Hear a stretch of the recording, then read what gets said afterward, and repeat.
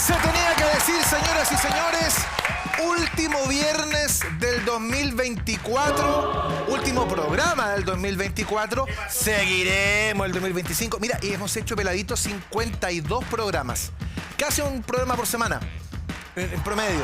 Así es que realmente ha sido fantástico, nos ha ido muy bien y estamos muy contentos de acompañarles una vez más, por supuesto, en las pantallas de TVEX. Hoy tenemos un programa sensacional.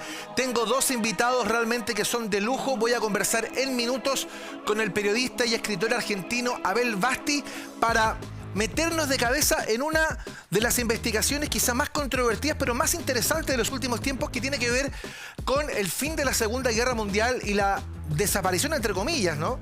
Él sostiene que definitivamente este personaje escapó de la guerra. La desaparición de Adolf Hitler, este dictador alemán que, bueno, desapareció después de la Segunda Guerra Mundial, y algunos instalan la tesis del suicidio. Abel tiene otra idea, ya investigado muchísimo tiempo, más de 20 años, con muchísimos libros, por supuesto. Vamos a conversar con él respecto de esta investigación y además vamos a hablar con Patricio Gajardo, el analista internacional, para proyectar el 2025 en el ámbito internacional con dos noticias de entrada. Lo que va a ocurrir en el mes de enero, que es el que va a pasar en Venezuela. ¿Va a asumir o no Nicolás Maduro como presidente un nuevo periodo? Y bueno, ¿qué va a pasar también con Donald Trump, que el día 20 de enero toma posesión en la Casa Blanca? Vamos a ir con ello, no sin antes ver una pasadita, porque usted sabe que de repente la vida es un equilibrio permanente, y fíjese que hay equilibristas que de repente te sorprenden. Mira este trapecista, por favor, mira.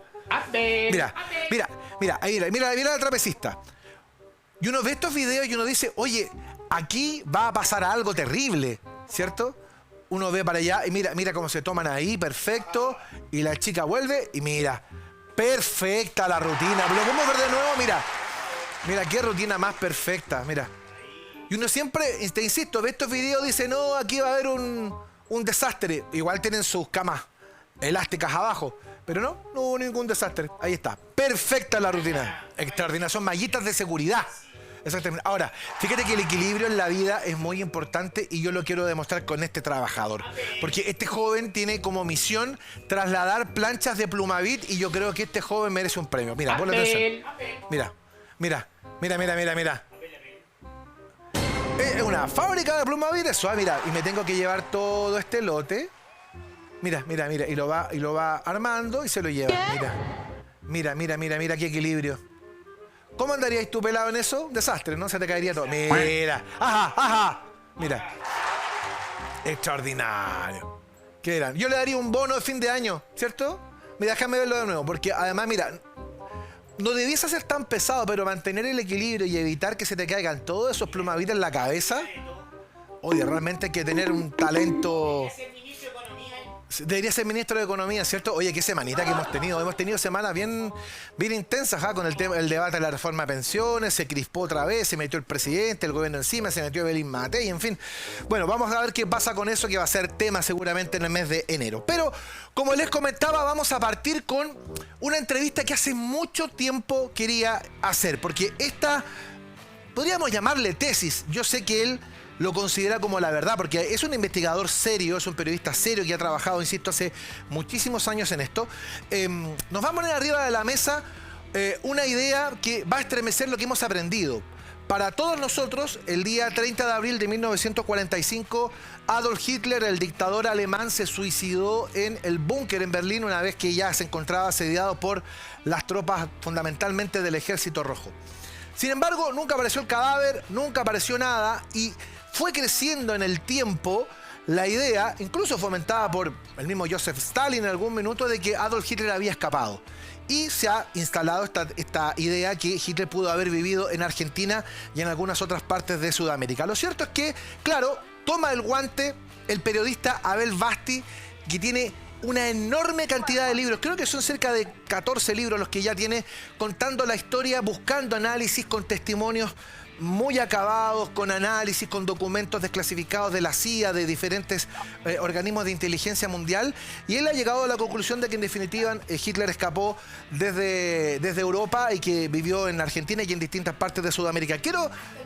Dicen que está en Chile, de hecho se lo vamos a preguntar en un instante. Para mí es un placer poder contactarme a esta hora con Abel Basti, periodista argentino. Abel, un gusto tenerte en Se Tenía que Decir aquí en la televisión chilena. ¿Cómo estás? Buenos días, ¿cómo estás? Bien, Abel, bueno, te insisto, para mí es muy interesante que podamos escucharte y que podamos entender un poco cuál es el planteamiento que han arrojado años de investigaciones. Convengamos que tú eres un periodista de larga data, tú vienes investigando todo lo que es el fenómeno del escape de los nazis, de los jerarcas nazis, a partir de una entrevista que tú tuviste con Eric Priebke a principios de los años 90, y de allí que te has especializado en esto, has investigado, has buscado antecedentes, has buscado datos. Entonces quiero conocer un poco cuál es tu tesis. ¿Qué crees tú que pasó finalmente con Adolf Hitler después de haber perdido la Segunda Guerra Mundial? Bueno, en principio no es lo que yo crea, digamos, ¿no? Yo lo que hago es investigar y poner, como tú dices, en 14 libros, evidencias, testimonios, fotografías, y después el lector sacará su conclusión. Acá hay dos patas de esta historia. Una es la salida del búnker, el escape de Hitler y miles de nazis hacia Occidente, y la otra es la vida en América, particularmente en Argentina. Así que bueno, con esas dos patas, digamos, con esas dos historias, uno va aportando lo que va encontrando y lo que surge de las investigaciones. Y lo otro que resulta llamativo es que si uno usa el criterio o el raciocinio y analiza la información, yo particularmente no puedo dejar de pensar cómo con pruebas tan endebles o evidencias falsas se impuso la historia del suicidio de Hitler en el búnker de Berlín, ¿no? Sí, bueno, la verdad es que nunca encontraron el cadáver. El cadáver que encontraron finalmente lo mostraron creo que tenían los rusos, y al final terminaron por descifrar finalmente que ese cráneo era femenino. Es decir, no hay una evidencia muy clara. Quizá por allí algún dentista que quiso hacer pruebas dentales, que puso unos puentes dentales que aparentemente son de Hitler, pero no se han hecho pruebas tampoco de ADN respecto de los restos dentales. Por lo tanto, no hay nada como muy claro. Y la verdad es que quiero preguntarte por qué se genera esta historia que hemos conocido y que todos hemos aprendido en algún momento en el colegio, que Hitler se suicida finalmente en Berlín el 30 de abril del 45 a las 3:30 de la tarde. Bueno, yo antes de contestar esa pregunta avanzaría un poquito más con lo primero que estabas diciendo. No es que es confuso la evidencia sobre la muerte de Hitler. La evidencia sobre la no muerte de Hitler es muy contundente, pero muy contundente. ¿Por qué? Bueno, en principio, porque hay un cadáver con una autopsia que no dice que era Adolf Hitler, dice presuntamente. O sea, no hay una autopsia que identifique los restos de Adolf Hitler, sino de un presunto. No hay autopsia, pero no hay acta de defunción. O sea, no hay una declaración de muerte de Adolf Hitler en base a un documento que es el acta de defunción. Consecuentemente, desde el punto de vista legal, no existe una muerte por suicidio de Hitler. No es lo que yo pienso, es lo que debería ser acorde a la ley. O sea, a Hitler se le declaró muerte presunta, ¿no? O sea, él fue muerte presunta 10 años después sin encontrar cadáver. Sí, pero hay muchas cosas llamativas. Por eso digo que cuando uno usa la razón, la inteligencia y analiza las evidencias, esto es muy contundente. En la autopsia, yo tengo los originales, o la copia de los originales rusos de la autopsia. No se encuentra la causa de la muerte. O sea, no hay un disparo en la cabeza. Ni tampoco restos de cianuro. No hay rastros de veneno, de cianuro. O sea, la autopsia concluye que no se puede determinar la muerte de esa persona. Eso por un lado. Cuando se analizan los restos en sí, hay una quema de ese cuerpo, pero un cadáver absolutamente destruido. Están las costillas rotas, le faltan partes. Tiene un pie, le falta un pie por amputación. Hay medidas que no coinciden con las de medidas antropométricas, que no coinciden con las del verdadero Hitler. Esto de la falta de partes es muy extraño. ¿Por qué faltan partes a un cadáver? Si según la historia oficial, Hitler se suicidó y enterito, muy enterito, su cuerpo fue cremado o quemado y depositado en un hoyo que había en el terreno frente a la Cancillería del Reich. O sea, solo con analizar la autopsia, que dice que no hay datos sobre cómo puede haber muerto, uno dice, bueno, pero la historia oficial dice que se pegó un tiro y acá no hay rastros de un tiro. Entonces, volviendo, solamente con las evidencias que tenemos, sabemos que acá no hubo un suicidio de Hitler. Como tú dices, el huesito del cráneo con un agujero de bala fue una prueba, digamos, para demostrar que se había suicidado. Pero ese hueso no estaba en el cadáver. No estaba, eso lo revela la autopsia. Ese hueso aparece, según los rusos, ¿no? Un año después, en 1946, el presunto suicidio había sido en 1945, cuando dicen que van a excavar en el mismo lugar donde habían excavado antes, y ahora se encuentran con el hueso que lo suman al cadáver. Pero como tú dices, recientemente, hace muy pocos años, un estudio de ADN determinó que eso pertenecía a un cráneo femenino. Y después hay, hoy como única prueba, 4 fragmentos de puentes dentales que según los estudios realizados coinciden con los dientes o los puentes dentales de Hitler. Sí, coinciden, es cierto. Es cierto.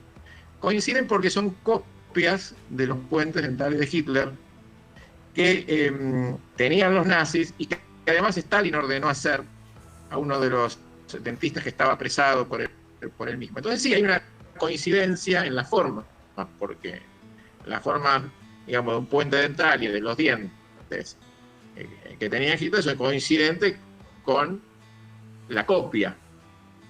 Ahora, hay un dato muy llamativo. Los soviéticos no dejan hacer estudios de ADN de estos puentes dentales que tienen dientes orgánicos. ¿Por qué no dejan hacer copia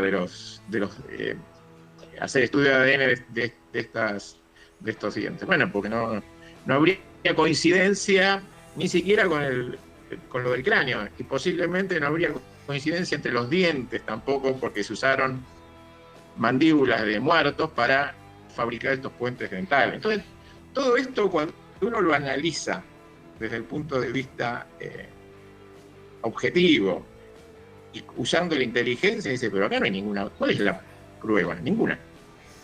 Increíble. Fíjate, Abel, que, bueno, a nosotros en el colegio todos hemos aprendido, las películas nos muestran, Hitler se suicidó el 30 de abril del 45, es la historia oficial de Trevor Roper. Perfecto. Pero tu investigación muestra y demuestra otra cosa. ¿Cómo es la ruta de escape que tú lograste descifrar desde Berlín hasta la caleta Los Loros en Argentina, que es donde tú has identificado que se pudo haber producido este desembarco en submarino que también te voy a preguntar por él, porque yo sé que has hecho un estudio muy claro y has encontrado precisamente el submarino sumergido ahí en las costas de la Patagonia? Bueno, antes de contestar esa pregunta, tú me habías hecho otra, y es cuál es la situación que posibilita que esto sea posible, o sea, cómo escapa Hitler. Bueno, Hitler no hubiera podido escapar si no existía un acuerdo con los Estados Unidos. Y ese acuerdo efectivamente existió, es un acuerdo de última hora. En realidad es posible cuando asume Truman como presidente, en la última etapa de la guerra, y ese acuerdo implicaba algo que era muy básico: luchar contra los soviéticos. O sea, los nazis eran anticomunistas, los norteamericanos eran anticomunistas, obviamente. Todo empresario o toda persona que tuviera capital en Occidente no quería que los soviéticos avanzaran porque iban a expropiarle todos y iban tomando gobiernos, iban a ir tomando empresas, iban a nacionalizar esas empresas. Entonces, tanto los norteamericanos como toda la derecha internacional, como el Vaticano u otras iglesias, tenían un enemigo común. Así que el acuerdo de última hora es un acuerdo ideológico. O sea, vamos a combatir el comunismo juntos, nada mejor que reciclar lo que era el capital del Tercer Reich. Estamos hablando de los hombres, de los desarrollos tecnológicos, de los desarrollos industriales, de las divisas, etc. Lo vamos a reciclar en Occidente y en esta nueva etapa que se inicia a partir de que termina la guerra, que comienza una nueva que se llama Guerra Fría, todos estos elementos nazis pasan a estar bajo la órbita de Washington. Toda la red de espías, por ejemplo, soviéticos, pasa a depender, de espías nazis que estaban en la Unión Soviética, pasan a depender de Washington. Los instructores de las boinas verdes, que era un grupo de élite norteamericano, en sus legajos se los ve con sus uniformes de las SS. Todos los expertos en guerra bacteriológica, en guerra química, misilística, etcétera, pasan a trabajar para los Estados Unidos. Todos los gobiernos latinoamericanos en los años 50, si uno toma un mapa geopolítico, va a ver que son gobiernos militares de derecha, bajo la directiva de Washington, y sus asesores o colaboradores son nazis que cruzaron el Atlántico y están activos en esta lucha contra el comunismo. Y las empresas alemanas que habían colaborado con el Tercer Reich, grandes holdings, grandes empresas de distintos rubros, de la química, industria bélica, farmacéutica, etc. Todas esas grandes empresas no murieron cuando cayó Alemania. Todo lo contrario. También se reciclaron, con el mercado europeo destruido, pasaron a América, donde continuaron facturando, ya en muchos casos asociados a los norteamericanos. Ahora, para que una empresa se pudiera mudar a América o a Sudamérica, la garantía era que esos países no fueran controlados por el comunismo. Entonces, por eso esos gobiernos que yo decía antes, militares de derecha, que garantizaban que el comunismo no entrara a esos países, y de esta manera también garantizaba que el capital alemán pudiera seguir activo en esta nueva etapa de la historia. Así que ese es el marco. Si estos acuerdos no hubieran existido, Hitler no podía haber escapado, y tampoco miles, no estoy hablando de cientos, estoy hablando de miles de nazis, haber cruzado el Atlántico tranquilamente. Perfecto. Y ese cruce del Atlántico, Abel, que te pregunto, ¿cómo se pudo haber producido? ¿Cuál es la ruta que has descubierto tú de escape de Hitler desde Alemania hasta la Argentina? Bueno, lo que es el escape en realidad tiene distintas fases y distintos medios de transporte y distinta metodología. Porque lo que es la transferencia de nazis hacia América no es en un ratito, como son miles, es en años. Entonces, el mayor grueso de hombres de esta transferencia ocurre entre 1945 y 1950, casi 5 años, en avión y en barco. Generalmente la mayor parte en barcos. Esto era una ingeniería de traslado, porque había que dar documentación falsa, había que conseguir el destino, en ese destino el trabajo y la vivienda. Garantizar, digamos, la nueva vida de estos inmigrantes. Un caso es Eichmann. Eichmann vivió en Buenos Aires, por ejemplo, trabajando para Mercedes-Benz. Todo esto es una ingeniería donde se dice, bueno, necesitamos en Colombia 3.000 hombres para que van a trabajar en tal empresa. Y bueno, se armaba ese programa para esa transferencia específica. Ahora, los más importantes son los que primero salen, como Hitler, en submarino con destino a Sudamérica, ¿no? En el caso particular de Hitler, la ruta es aérea a España y de España en submarino a la Argentina, y su posterior traslado a una estancia que está muy cerca de mi casa, a 15 kilómetros, que era la estancia San Ramón, que era una estancia que desde el principio del siglo XX estaba en manos de capital alemán. Así que esa es la ruta de escape inicial de Hitler. Tú hablas de la estancia San Ramón y también se ha mostrado, por ejemplo, yo le voy a pedir al señor director que me muestre imágenes de la casa Inalco, que es una casa que tiene una particularidad, está en el medio del lago Nahuel Huapi, que es realmente una maravilla natural, que yo he visto que en la medida en que se avanza uno empieza a encontrar unas torres de vigilancia que de repente uno no se explica por qué están esas torres allí, y ahí vemos imágenes de este lugar que muchos han identificado como una residencia que pudo haber tenido Hitler en la Patagonia. Uno lo mira y en realidad se parece mucho a lo que tenía en Berchtesgaden, entonces dice, bueno, sumando 1 más 1 es 2. ¿Cuál es la importancia de esta residencia, Abel? Bueno, yo he accedido a mucha documentación, especialmente cartas privadas. Y efectivamente, esta residencia se construyó para Adolf Hitler y estuvo terminada en 1945. O sea, cuando termina la guerra, esta residencia está terminada. Era la residencia principal, pero Hitler no estaba mucho tiempo en estos lugares. Podía estar 3 meses, 4 meses, pero era rotado permanentemente por razones de seguridad. Pero sí podemos decir que esta es una residencia construida especialmente para la vida en el exilio. La manejaba el segundo de él, el jerarca Martin Bormann. Yo pude, en mi canal de YouTube hay reportajes, es uno de esos reportajes de testigos, es a la mucama que atendió a Hitler por última vez en ese lugar en 1955. Y sí, publicó otras testigos relacionados a esta locación, ¿no? Bueno, insisto, es uno de los lugares que a mucha gente les gusta visitar cuando están en el lago.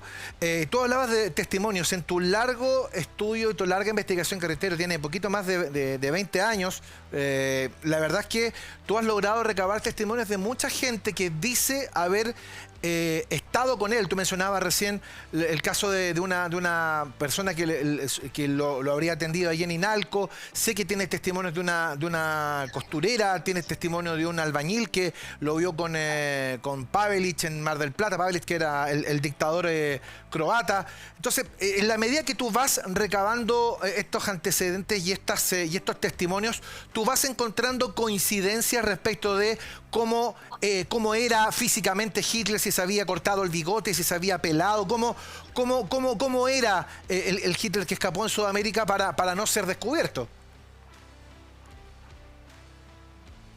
Bueno, en principio hay que decir que la farsa esta de la muerte en el búnker incluía un capítulo sobre un estado muy avanzado y deteriorado de salud de Adolf Hitler, lo que era falso. Eso es falso. Hitler tenía 56 años cuando escapó, convivía con una mujer mucho más joven que él, casi 20 y pico de años más joven, que era Eva Braun, y no tenía grandes problemas ni psíquicos ni físicos. Era un hombre que gozaba de buena salud. Todos esos inventos de un Parkinson avanzado y demás forman parte de esa farsa, ¿no? Así que, bueno, la condición de él era buena, según los testimonios, lúcido.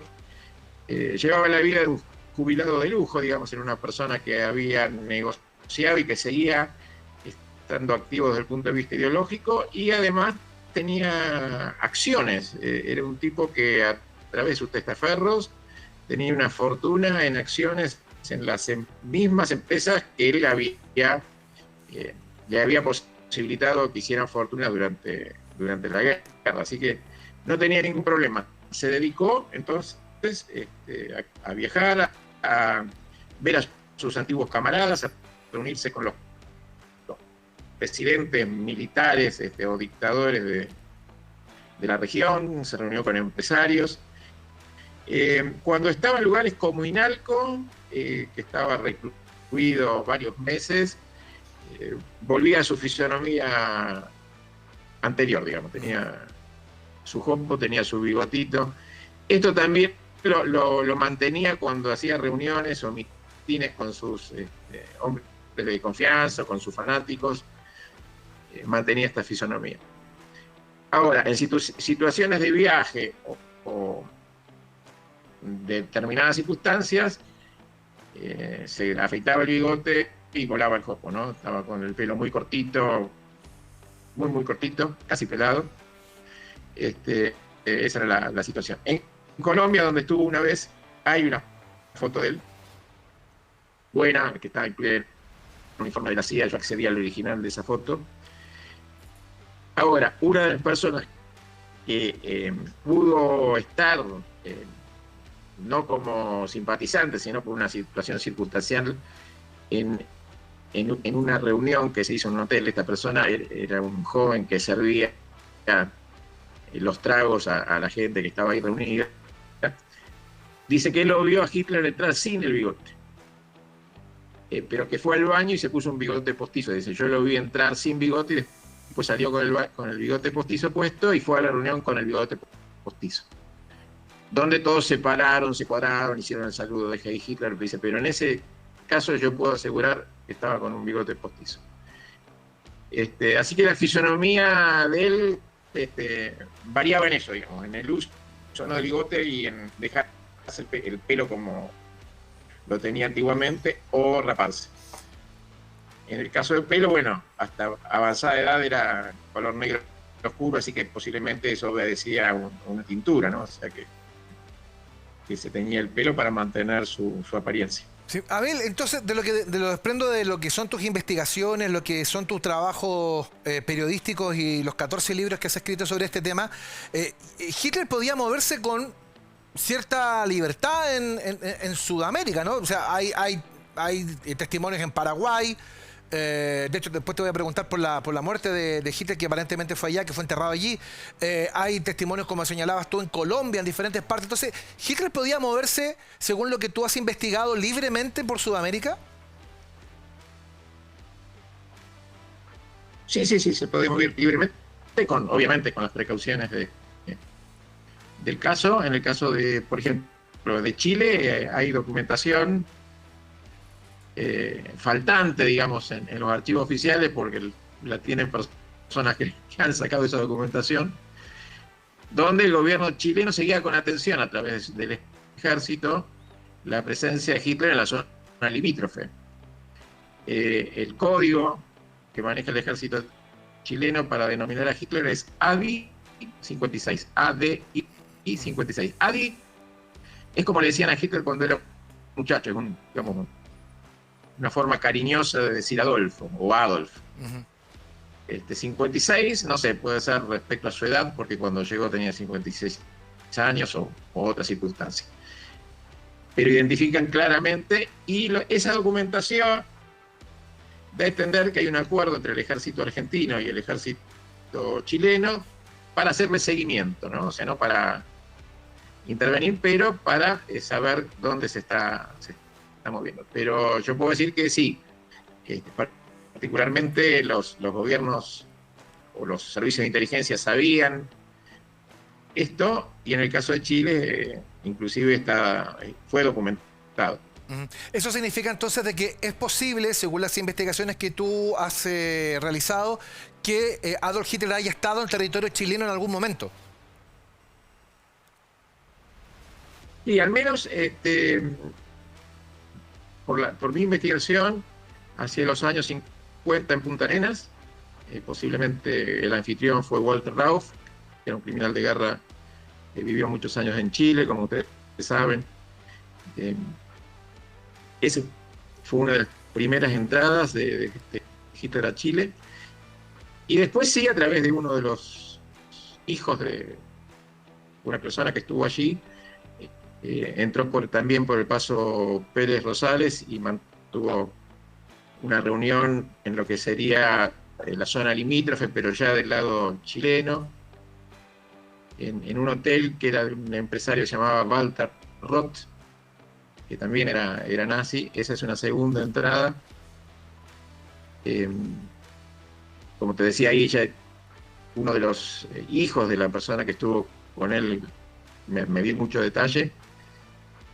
Y después podemos hablar de una residencia alternativa cerca de la Unión, también en el sur de Chile, que era como una residencia que usó Hitler alguna vez, alternativa ante situaciones de peligro, que no era conveniente estar en Argentina, podía usarla. Así que sí, Chile fue uno de los tantos países, digo tanto porque estuvo en Paraguay, estuvo en Colombia, estuvo en Perú, estuvo en Brasil. Fue un país donde donde Hitler estuvo. Abel, avanza rápido el tiempo, en verdad tengo muchísimas preguntas para hacerte, pero quiero detenerme aquí, le quiero pedir al señor director si nos podemos mover hacia Hitler en Colombia, porque esto forma parte de tu último libro, que es un libro además muy revelador, porque tú, a partir de informes desclasificados de la CIA, tú empiezas a buscar una fotografía en la cual aparece un señor al lado. Esta fotografía se habría tomado en Tunja, en Colombia, y aparece, ahí le estamos mostrando donde aparece un señor al lado que uno lo ve y quizá la foto no tiene buena definición, uno podría decir, bueno, es alguien que a lo mejor lo quiere imitar, no sé, cosas, pero tú te conseguiste la foto original y la foto original es bien reveladora. Tú en tu último libro la sometiste a peritajes para verificar si en efecto era Adolf Hitler, y los resultados son bien concluyentes en ese sentido, ¿no? Sí, tanto la foto como la historia de la foto, porque en realidad llegar a la foto, que es esa que estamos viendo en pantalla, significó, bueno, un trabajo de investigación y llegar al hijo de la persona que está fotografiada junto a Hitler. O sea, hay una historia detrás de la foto, ¿no? Que se llama Philip Citroën. Era un agente holandés que trabajaba para los norteamericanos y que era un nexo de Hitler en la posguerra con círculos del poder. Esta fotografía es su original, porque el problema de la foto es no ver una foto digital, porque la foto digital obviamente pueden ser adulteradas o creadas, sino llegar a la foto original. La foto original de cartón, de papel fotográfico, fue sometido primero a los estudios de rigor respecto a la antigüedad del papel, de las tintas, todo lo que significa verificar que es una foto auténtica, que no fue manipulada. Y después sí, a través de un estudio de fotocomparadas, establecer a través de los peritos que ese rostro que estamos viendo es el de Adolf Hitler. Y efectivamente hay un 100% de coincidencias. Otro dato muy revelador, pero que fue, digamos, una frutilla del postre, es, si podemos ver la foto original nuevamente, que en el brazo derecho de Hitler, la manga está como recogida, tirada hacia atrás. No se llega a ver muy bien, pero en las pericias sí. Entre la mano y la manga del brazo derecho hay cicatrices. Y esas cicatrices, lo primero que vieron los peritos es que es consecuencia de quemaduras. O sea, son rastros de quemaduras. Bueno, esto fue para nosotros un hallazgo muy, muy importante, porque estas heridas de quemaduras son compatibles con las heridas que sufrió él en 1944, cuando se lo intentó asesinar a través de una bomba en lo que se conoció como la Operación Valquiria. Esa bomba efectivamente estalló, dañó, mató gente que estaba al lado de él en una reunión con los militares. Y uno de los daños más significativos que sufrió Hitler fue la quemadura en su brazo derecho, que, como digo, queda expuesta en esta foto con un grado de certeza muy importante, porque para los peritos no hay duda que son cicatrices de quemadura. Así que bueno, para mí la foto es importante, primero porque revela que es Hitler, segundo porque la historia está contada a través de la persona que está al lado de él, a través de su hijo, que me dio muchísimos detalles. Y tercero porque el lugar que estamos viendo es verificable también.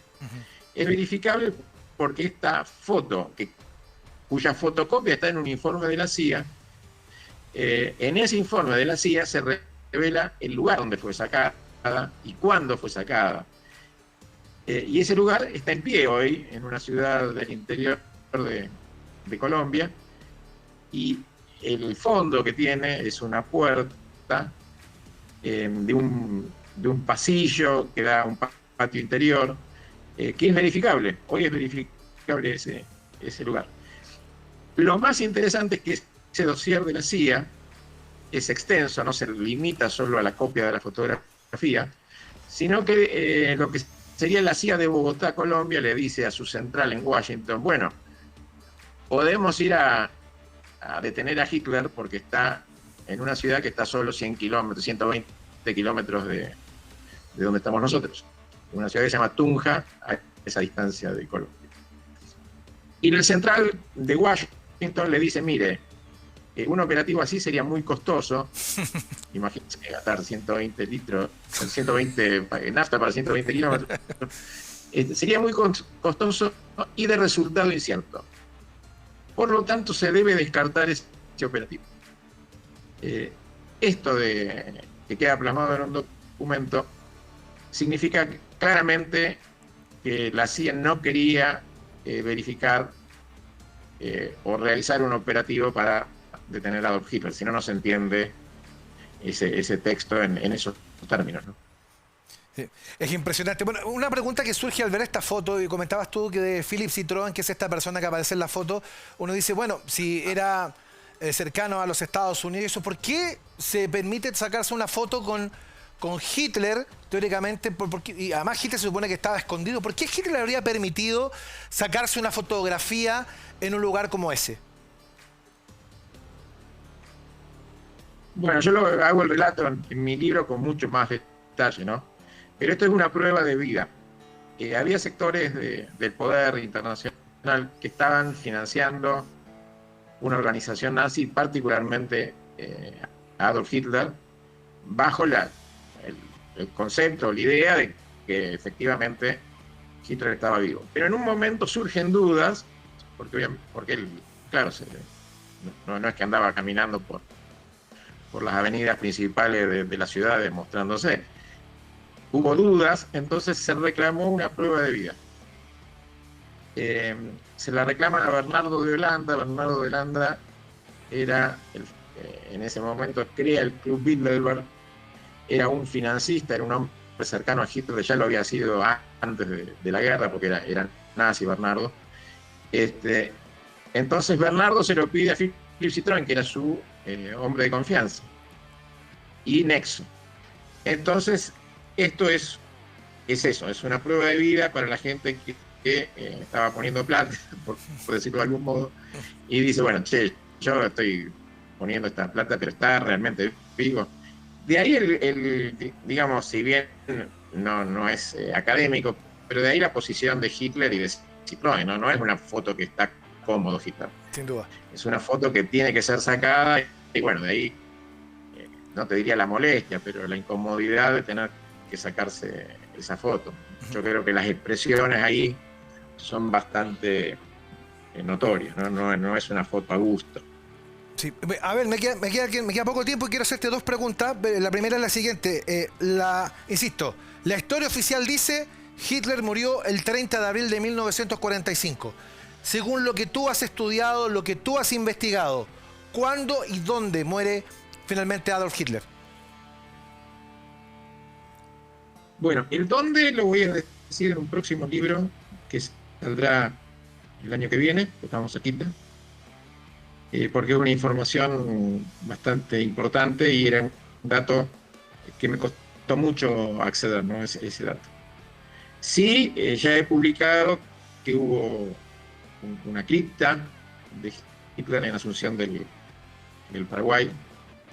Esto inicialmente lo reveló un militar brasilero que estuvo en la ceremonia del cierre de esa cripta, pero yo recientemente además obtuve otros testimonios que van a ir publicados en este libro. Así que bueno, eso es así. La muerte es en 1971. Hitler ya tenía más de 80 años de edad. Perfecto. Abel, bueno, para la gente que recién te está conociendo en Chile o para aquellos que ya te conocen y quieren saber más, ¿dónde y cómo pueden acceder a los libros que tú has escrito? Insisto, ya son 14 libros, ya estás preparando el 15. Tu especialidad es precisamente investigar esta historia. ¿Cómo pueden acceder a tus libros y a tu trabajo? Bueno, en mis redes sociales, ya sé, Instagram, Facebook, TikTok, todo esto que es redes sociales, y particularmente a mi canal de YouTube con mi nombre, Abel Basti, donde ahí sí hay lo que complementa los libros, digamos, que son los testigos, ¿no? O sea, yo en los libros o doy a conocer varios testigos. Bueno, ahí están los testigos hablando, mostrando los lugares, etc. Y los libros, bueno, son accesibles a través de Editorial Planeta. A Chile Planeta generalmente llega muy poco, pero bueno, si no, a través de sitios web de compra, ¿no? Se puede descargar además el libro, ¿no? Sí, también hay versiones digitales. Perfecto, es bueno saberlo, insisto, porque te insisto, es un trabajo muy serio. Abel, insisto, es un periodista muy serio que ha trabajado fundamentalmente con datos.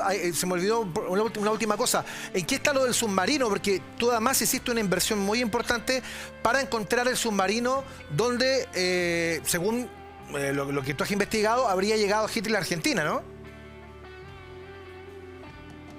Y esos fueron muchos años de investigación, porque bueno, todas las tesis hay que sostenerlas con pruebas, así que a mí me faltaba la prueba del transporte, porque bueno, es populi que hubo una llegada de submarinos en el invierno del 45 a la Argentina.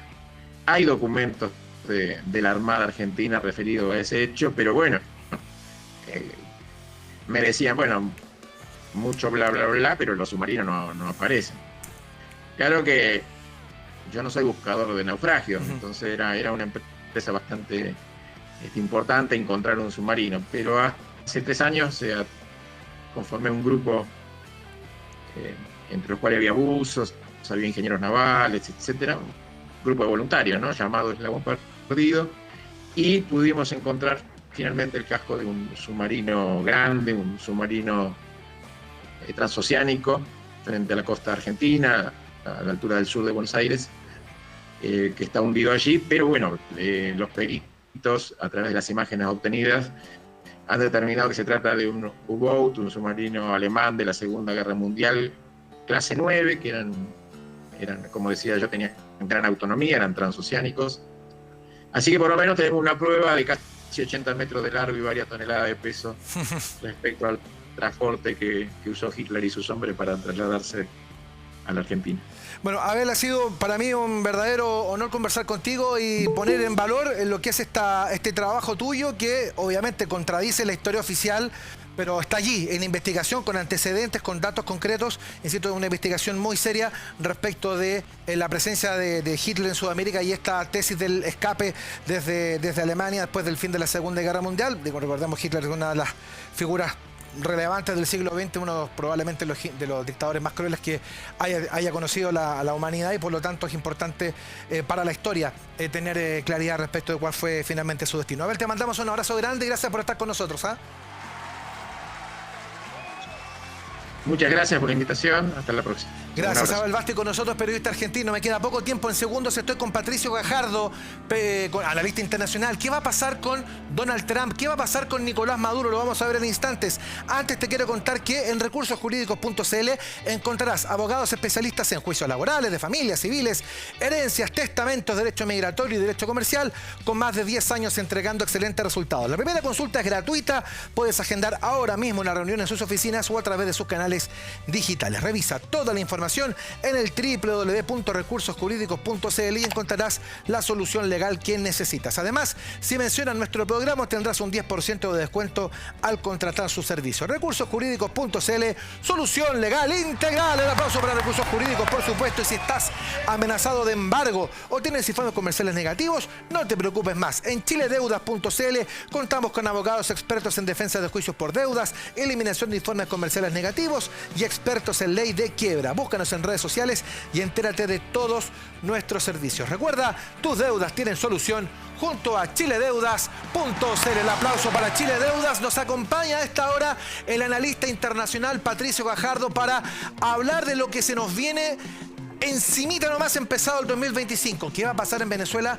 ¿Qué va a pasar con el gobierno de Donald Trump que asume el día 20? ¿Cómo estás, Patricio? Un placer conversar contigo. Igualmente. Un gusto. Patricio, bueno, lo primero que te quiero preguntar, partamos por Venezuela, que es lo más cercano. El día 10 de enero, Nicolás Maduro debe asumir como presidente de Venezuela en virtud de lo que ha exigido la autoridad, la institucionalidad electoral venezolana, que está extremadamente cuestionada. Se dice que el Mundo González Urrutia, el hombre que ha ganado las elecciones según la oposición y según las actas que se han mostrado, tiene intenciones de ir a Venezuela, por lo tanto podemos encontrarnos frente a un choque muy importante. ¿Qué crees tú que va a ocurrir este próximo 10 de enero en Venezuela? A ver, primero hay un alto nivel de incertidumbre porque es un choque de trenes, en el sentido de que el dictador Maduro plantea de que, no plantea que ganó las elecciones, dice que va a asumir y va a asumir de acuerdo a la institucionalidad vigente. No ha mostrado las actas. El Consejo Nacional Electoral venezolano, que está dominado por el chavismo y por el madurismo, por lo tanto tampoco ha hecho una transparencia de que el 28 de julio pasado, cuando se realizó la elección, hubo un triunfo de Maduro. Por otro lado, la oposición, como tú señalas muy bien, ha señalado y que por lo menos muchos expresidentes han dicho que van a acompañar a Edmundo González. Hay muchos países que no han reconocido el triunfo de Maduro o la legitimidad de Maduro para poder asumir el cargo. Por lo tanto, nos encontramos con un choque de trenes, es decir, dos presidentes, uno un dictador, porque no hay ninguna legitimidad en cuanto que Maduro tenga atribuciones para asumir la presidencia. En el otro lado sí ha habido, porque hicieron un trabajo magistral las personas que supervisaron la elección, y que incluso los propios militares entregaron las actas, y más o menos la oposición ha mostrado más del 70% de las actas. Entonces, ¿qué es lo que va a pasar? Ahí no sabemos. Va a haber un choque de trenes porque los dos se supone que asumen el 10 de enero. Vamos a ver, la reacción de las Fuerzas Armadas es fundamental, ya que es un régimen, en el caso de Maduro, sustentado por las Fuerzas Armadas. Hasta ahora se ven cohesionadas, eso no significa que lo estén, pero toda la institucionalidad de Venezuela está manejada por la dictadura. Entonces, va a haber un intento de asumir de Maduro, no me cabe la menor duda, y también va a haber una movilización importante de la población, pero estas movilizaciones, si no van unidas a una presión internacional potente, creo que no va a tener mayor efecto. Es decir, yo lo veo por el momento como que Maduro va a intentar mantenerse en el poder a lo que dé lugar, a no ser que se provoque una rebelión popular o una división de las Fuerzas Armadas que genere una situación mucho más grave, incluso virtualmente de la posibilidad de una guerra civil está a puertas dado ese escenario. Sí, además, bueno, esto tiene naturalmente consecuencias porque la Cruz Roja ha advertido que una eventual continuidad de Maduro en Venezuela eventualmente podría generar una nueva ola migratoria.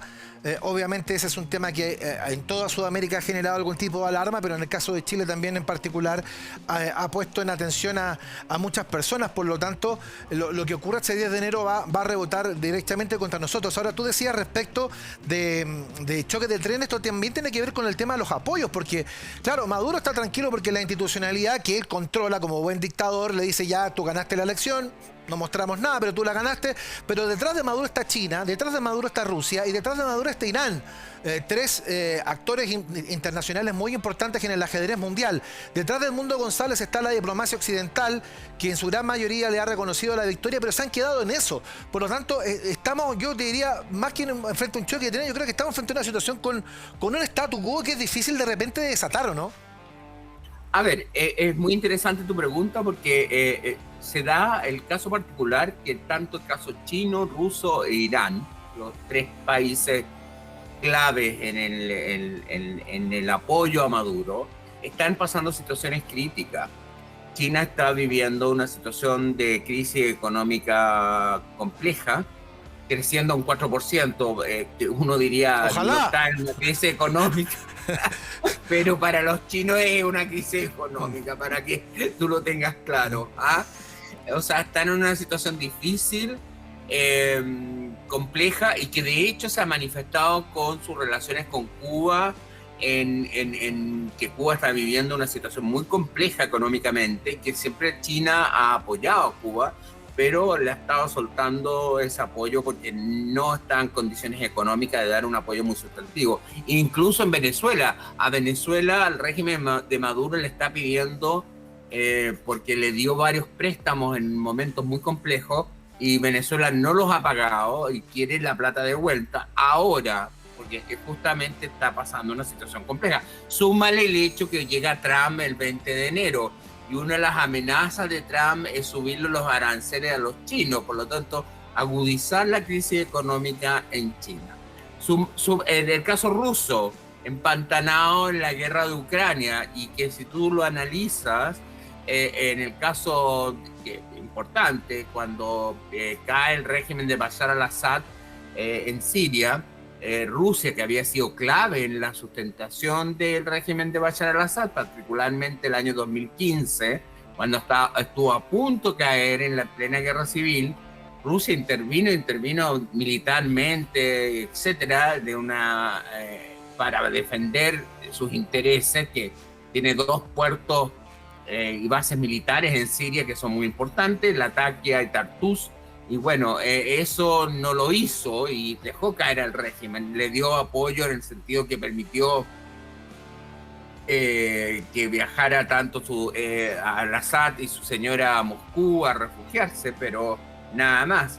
Y en el caso de Irán, también está en una situación compleja, justamente por la situación de conflicto con el Medio Oriente, en la cual las organizaciones apoyadas por Irán, como Hezbollah, Hamas y los Hutis de Yemen, están complicados en términos de apoyo, y también hay un conflicto interno en la teocracia iraní que se ve muy difícil que puedan los tres países que tú mencionabas, que son clave para el apoyo a Maduro, dar un apoyo más explícito. Ahora, es cierto lo que tú dices de que la Unión Europea, todos los países occidentales se han quedado muchas veces en apoyos diplomáticos y no apoyos más directos.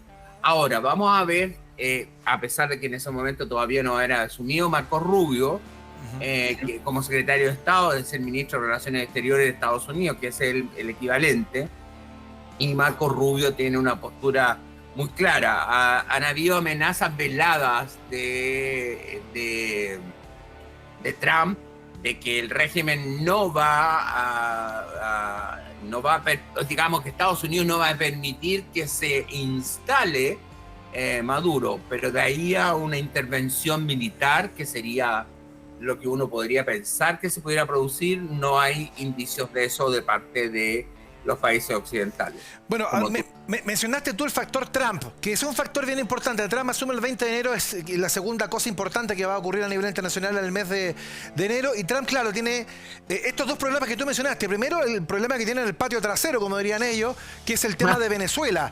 Y el otro tema que está encima de la mesa es el tema de la guerra de Ucrania, que también es un factor. Hay algunos que han tenido expectativas en torno a que Trump podría encontrar un cese al fuego o hallar un cese al fuego entre ucranianos y rusos. Esas son dos expectativas que tienen sustento, Patricio, ¿no? A ver, yo creo que Trump está asumiendo, primero, como candidato, Trump fue un candidato muy parecido al año 2016, digamos, señalando, teniendo la expertise de usar la presión, el poder de Estados Unidos para presionar a terceros a llegar a acuerdos. Pero creo que el contexto internacional es totalmente distinto. Hoy día, el año 2025, cuando no hoy día, pero el próximo año, cuando va a asumir Trump el poder. Él ha dicho tú lo sabes, él ha dicho de que va a terminar la guerra de Ucrania en 2 días, que basta una llamada por teléfono, porque tenía una cierta relación. A él le gustan los líderes poderosos, ¿ah? Entre los líderes poderosos consideraba que Putin era un líder poderoso. Vamos a ver si ahora es tan poderoso o no, porque está empantanado en la guerra en Ucrania. Y para qué decir, o sea, todo indica de que no está en condiciones de, Putin me refiero, de ganar la guerra en Ucrania. Entonces Putin ha dicho que él va a conversar con Trump cuando él estime pertinente, pero no se ve que eso sea recíproco en el caso de Zelensky. Es decir, una cosa es intentar llegar a un acuerdo, pero porque Rusia, incluso fíjate que ha tenido que ser apoyado por tropas norcoreanas que Kim Jong-un ha enviado, y ha tenido un resultado bastante débil, entre comillas, sí, en el frente. Han muerto muchísimos norcoreanos, porque han estado mal preparados, no han estado preparados para enfrentar una guerra en un lugar físicamente extraño para ellos, etc. Y los ataques ucranianos con drones, pero particularmente, han impactado en la región de Kursk, que es limítrofe con Ucrania, pero también en Moscú. O sea, nos encontramos con un Putin que de alguna manera está pidiendo la ayuda de Trump para que esta cosa llegue, se siente en una mesa de negociaciones, pero no significa necesariamente que Occidente o que Europa occidental, ahí hay distintas posturas en la Unión Europea, esté tan dispuesta a entregar en bandeja parte del territorio ucraniano, porque la mesa de negociación va a partir por decir, bueno, usted va a tener que conceder parte de lo que, digamos, Rusia invadió, el territorio que está ocupando, y nosotros tenemos que dar garantías seguramente de que va a ingresar a la Unión Europea, no sé si a la OTAN, pero sí algunas garantías a Ucrania. No creo que Zelensky, después de la guerra que partió ya lleva 3 años, va a estar tan dispuesto a eso, y ni tampoco los países europeos. O sea, ahí yo veo que hay una tensión que no es tan factible de enfrentar como lo planteó Trump en su discurso como candidato. Como me enseñó un profesor en los temas internacionales, todo tiene que ver con todo. Esa es la santa verdad. Patricio Gajardo, gracias por estar con nosotros y acompañarnos esta jornada. ¿Quién se tenía que decir? Un abrazo, Patricio, gracias. Un abrazo a ti, que estés muy bien, y un feliz año 2025. Es lo que esperamos para todos, por supuesto. Patricio Gajardo, analista internacional. Con él cerramos el Se Tenía que Decir del 24. Nos vemos el próximo año. Que les vaya bien. Felicidades.